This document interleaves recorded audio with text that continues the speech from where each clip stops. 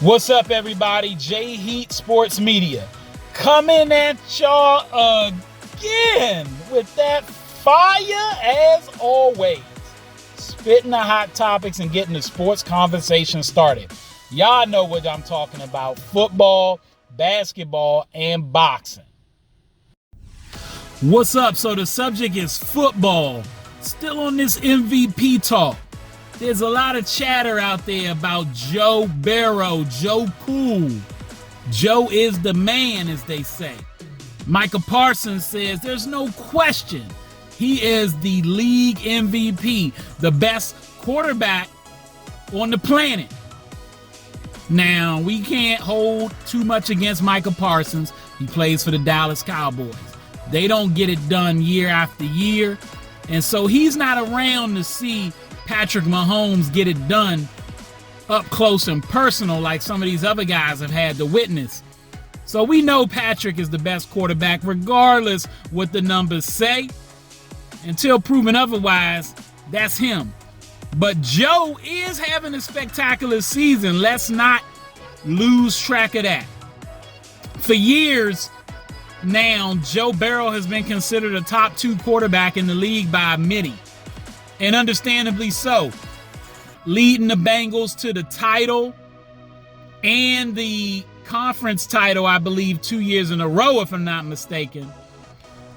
He has etched in stone a feeling amongst fans as he's clutch. He's cool under pressure, and he's big time in big time moments.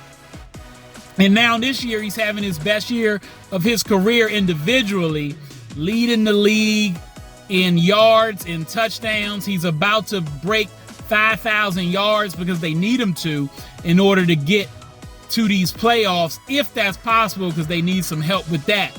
But he's close, and he should get 5,000, no question. He's got less than 100 yards to cover. That should happen. Joe's doing his thing. He's breaking some records, or at least tying and setting records set by greats like Peyton Manning, Tom Brady, Drew Brees. Joe's doing his thing.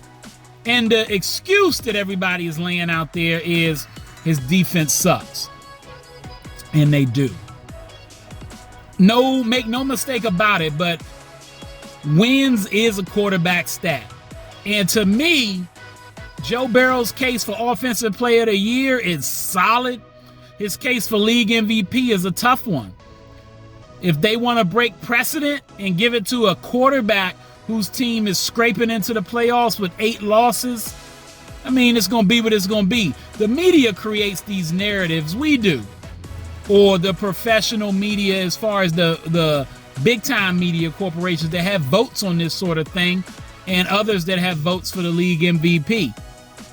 But the narrative right now, you would say, is leaning towards a Josh Allen, but it's been a groundswell for Joe Burrow.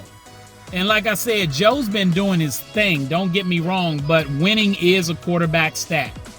I remember Peyton Manning in 2013 having maybe the greatest single season for a quarterback ever, and he was in shootout after shootout because his defense wasn't that great.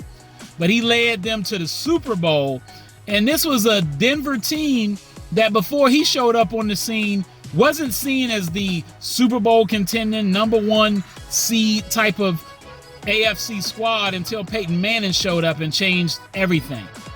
And he didn't have a defense there when he first got there. In his first 2 seasons, he overcame that. Won a league MVP because he was overcoming that, and in spite of, he was doing what he was doing. And he didn't have receivers like Higgins or Chase. So miss me a little bit in this passing league when you're telling me he can't get things done.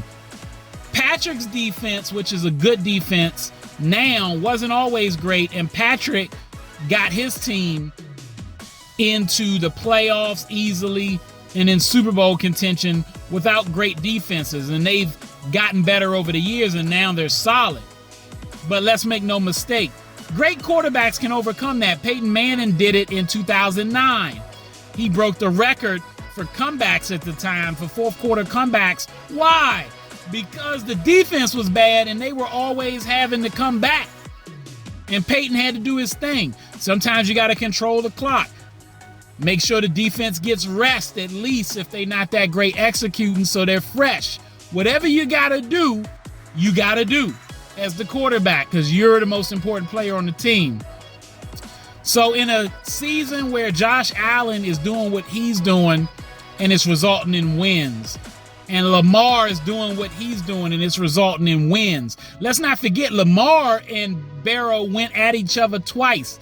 And at the time, the Ravens D wasn't doing much. It was a shootout. And when it came down to it, Lamar won both those games. Not that Burrow had a bad game, but Lamar found out how to win the game. That matters. So for the MVP race, I can't give it to Joe Burrow this year, albeit he's having an outstanding season. To me, of the main four candidates, Joe, Josh, Lamar, and Saquon, Joe's disqualified for me, but I will commend his season nonetheless and say he's one of the top 4 quarterbacks in the world. And if you got him as high as 2, I'll give you a little argument about that, but you won't get too much static from me. As long as this number 1 stuff, let me know once somebody beats Patrick. That being said, again, kudos to Joe Burrow. Outstanding season. Him and Jamar Chase. They say they're the best offense in the league. They look like it, but they not the best winning offense. And it's not like the teams they beat to get themselves in position after starting the season terribly have been outstanding teams. They've had some wins they were supposed to get. Let's not diminish that. And when they had games that they needed to win against top competition, they lost, and that's why they have 8 losses. Let me know what y'all think. Is Joe Burrow the league MVP? Should he be in the conversation, and how much in the conversation should he be? All right, that's all the time I got. Y'all know what it is, and you know who you looking for. J Heat Sports Media. Remember to like, subscribe, or get at me in the comments. Find me on YouTube, Instagram, X, and TikTok. And if you got Facebook, join my group, J Heat Sports Media.